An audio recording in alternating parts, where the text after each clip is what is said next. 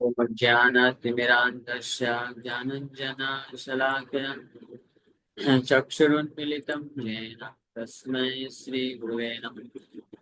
नमो विष्णुपादाय कृष्णपृष्ठाय भूतले श्रीमते भक्तिवेदान्त स्वामिनिति नामिने। नमस्ते सारस्वती देवी गौरवाणी प्रचारिणि निर्विशेषा शून्यवादी पाश्चात्य देश धारिणि। नमो महावदन्याय कृष्ण प्रेम प्रदायते कृष्णाय कृष्ण चैतन्य नामने गौरसे नमः। जय श्री कृष्ण चैतन्य प्रभु नित्यानंद श्री अद्वैत गदाधर शिवासादि गौर भक्तवृंद। हरे कृष्णा कृष्णा कृष्णा हरे हरे हरे राम राम राम हरे हरे। हरे कृष्ण। सबसे भक्तों का हार्दिक स्वागत है। आज के गौर कथा में हम लोग चर्चा कर रहे हैं श्री चैतन्य भागवत आदि खंड। और इसका पहला अध्याय कल हम लोग समाप्त किए। इसमें भगवान श्री चैतन्य महाप्रभु ने समस्त खंड तीनों खंडों की लीलाओं का सूत्र रूप में वर्णन करते हैं वृंदावन दास ठाकुर। आदि खंड, मध्य खंड और अंत्य खंड। अब दूसरे अध्याय से एक एक सभी लीलाओं को जिनको सूत्र रूप में वर्णन किए उसको अभी व्याख्या विस्तार के साथ व्याख्या करेंगे। पहले आदि खंड की लीलाएं। आदि खंड की लीलाओं में श्री चैतन्य महाप्रभु के अवतरण जन्म से लेकर के उनके गया जाने तक की लीलाओं का वर्णन है, जिसमें वो उसमें बाल्य लीलाएं और साथ ही साथ में निमाई पंडित के रूप में जो है पांडित्य प्रकाश की लीलाओं का वर्णन होता है। फिर जब गया जाते हैं लगभग जब 20 वर्ष की उम्र के हैं, गया से आने के बाद वहाँ पे ईश्वरपुरी से मुलाकात होती है। फिर उसके बाद निमाई पंडित और निमाई वैष्णव हो जाते हैं। वो जो लीलाएं होती हैं संकीर्तन आंदोलन प्रारंभ करते हैं नवदीप में, तो मध्य खंड की लीलाएं कहलाती हैं। और फिर 24 वर्ष में जब संन्यास लेते हैं, संन्यास लेने के बाद नीलाचल जगन्नाथपुरी धाम जाते हैं और साउथ इंडिया और बनारस वृंदावन ट्रैवल करते हैं। तो वो जो लीलाएं उसका वर्णन जो है अंत्य खंड में किया जाता है। चैप्टर 2 आदि खंड का द लॉर्ड्स अपीयरेंस, भगवान श्री चैतन्य महाप्रभु का प्राकट का वर्णन। हम लोग ये अध्याय प्रारंभ कर रहे हैं। ये भी ये लगभग 1 डेढ़ महीना 2 महीने चलेगा। पूरा अध्याय बहुत विस्तार से इसमें वर्णन। और आज 22 जनवरी, लगभग 1.5 महीने के बाद गौर पूर्णिमा भी आ रहा है।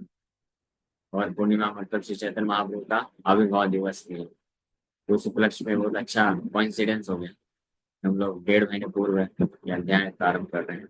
उसमें श्री चैतन्य महाप्रभु का प्राकट्य का विस्तार से वर्णन किया गया है।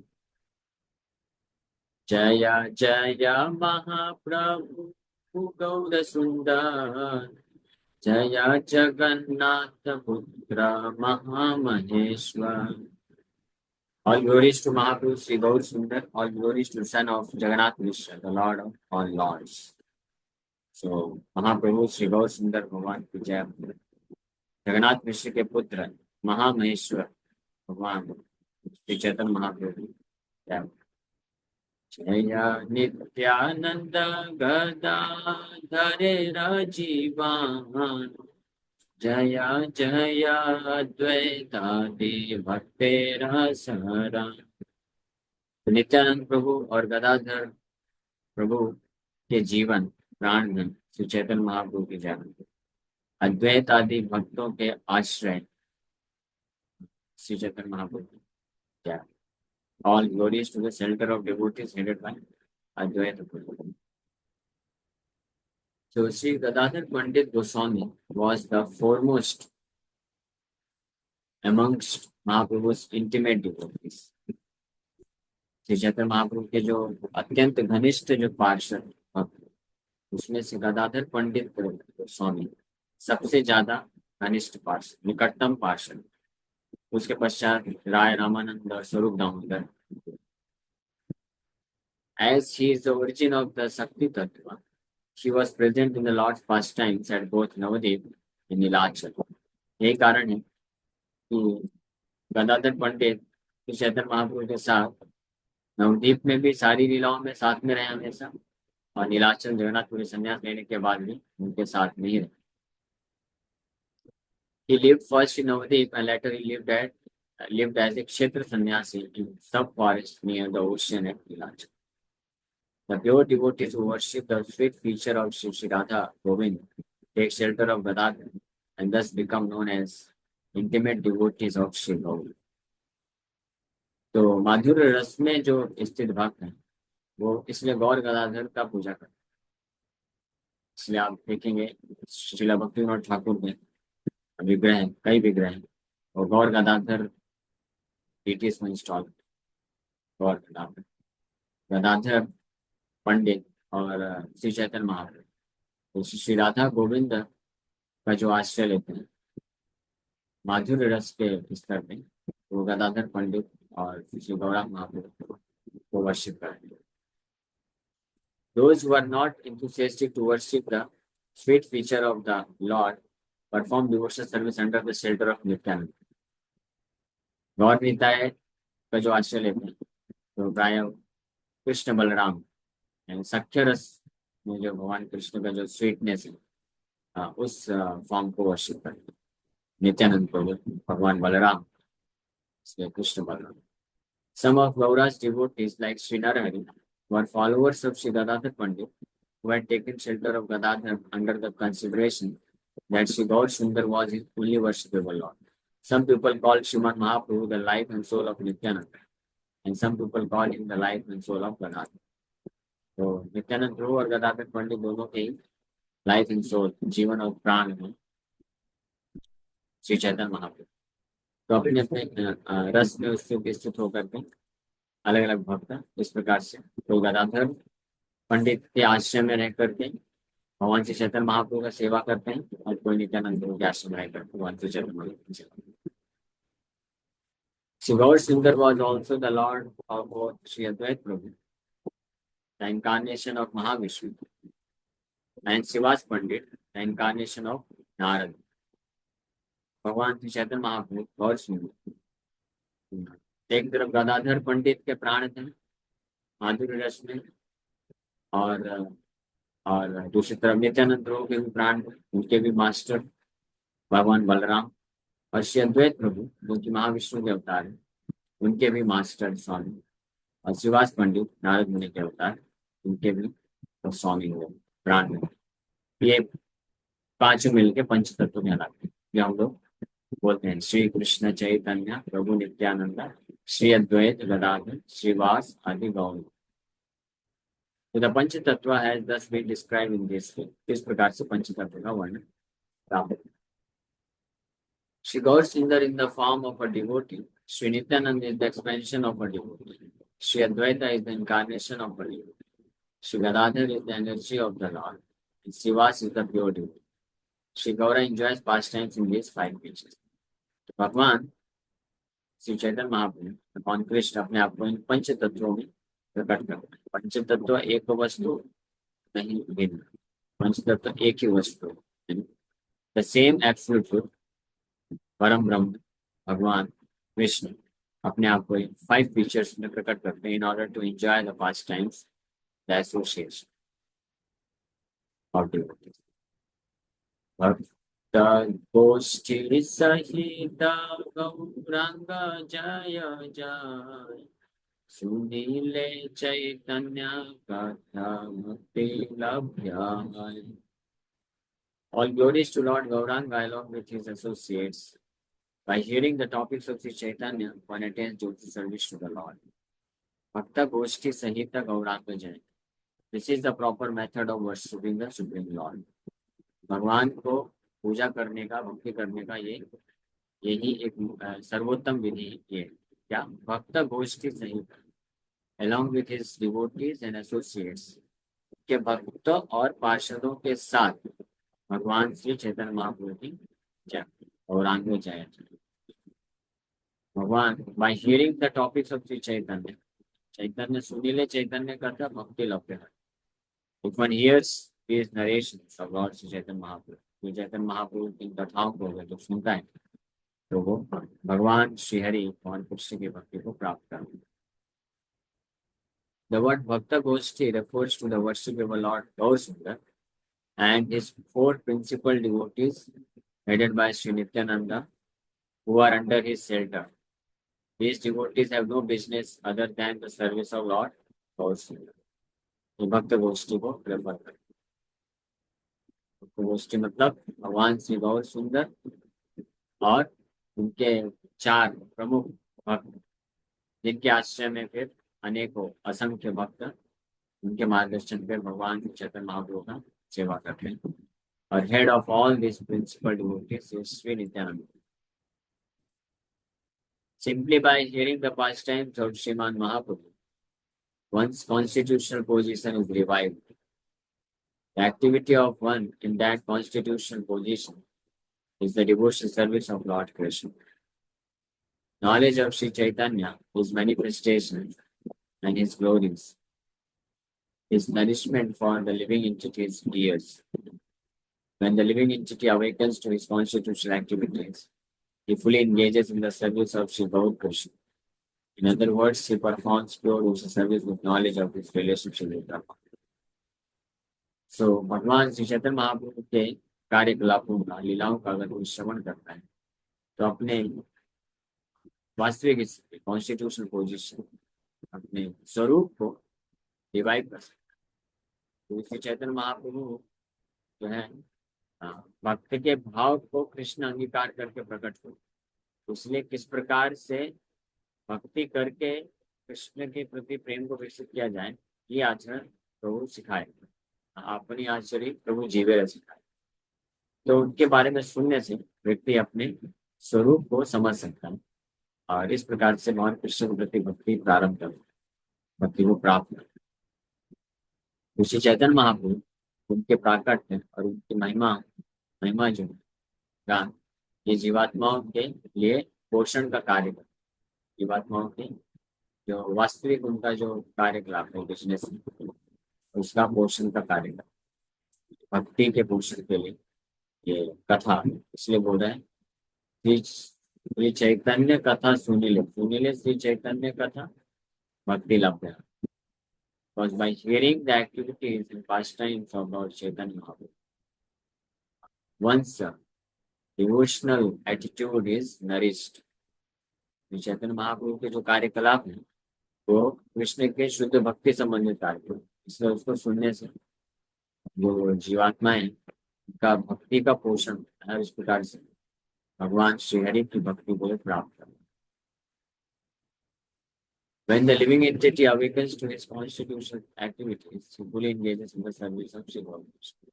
इस प्रकार से जो अपनी वास्तविक स्वरूप की स्थिति को जब कोई जीवात्मा जान लेता है यानी विकसित हो जाती है भगवान श्री चैतन्य महाप्रभु के बारे में कथा को श्रवण कर तब वो अपनी सेवा को भगवान श्री गौर कृष्ण की सेवा प्रारंभ करना चालू कर देता है. In other words, he performs pure devotion. दूसरे शब्दों में विशुद्ध भक्ति को प्रारंभ करता है भगवान के साथ अपने संबंध के ज्ञान में स्थित करता है.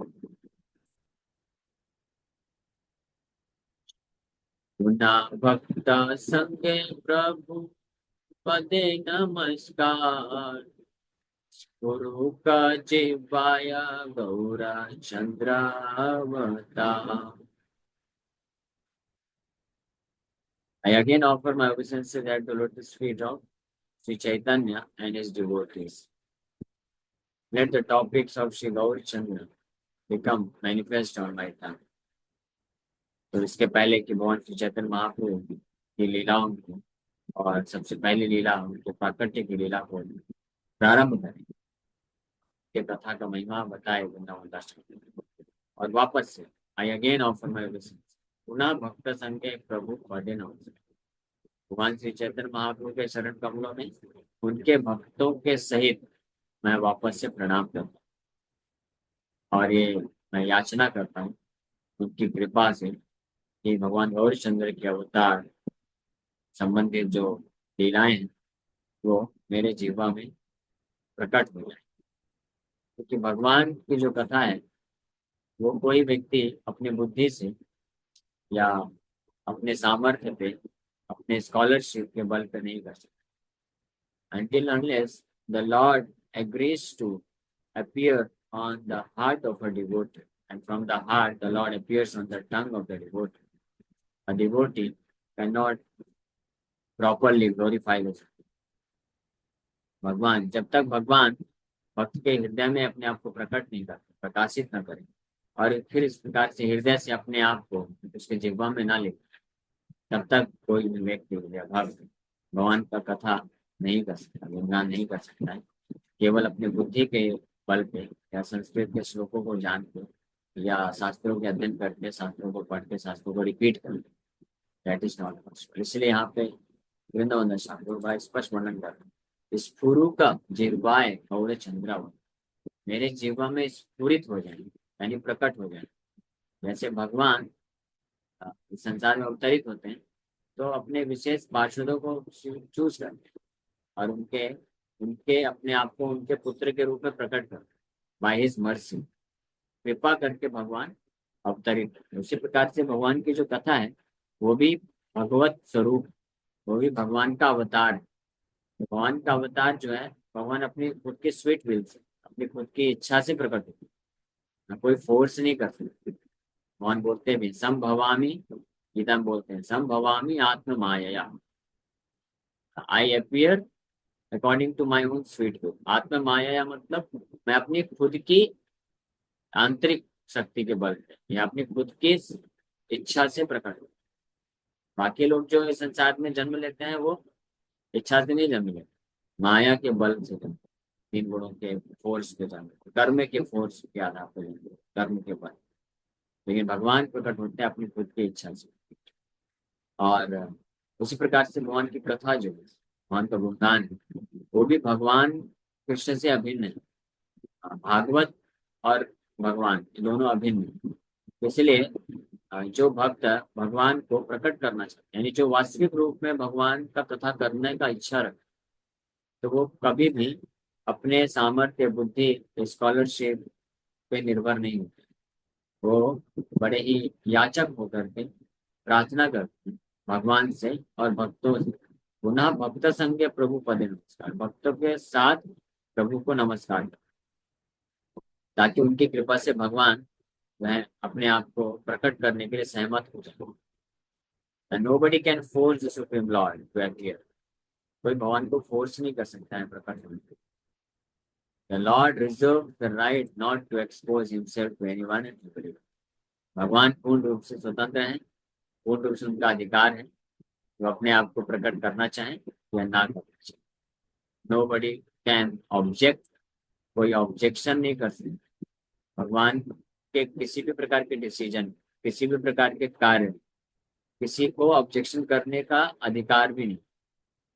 ऑब्जेक्शन अगर करेगा भी तो वो फेल हो जाएगा। Objection over rule, immediately over rule कर दिया जाए।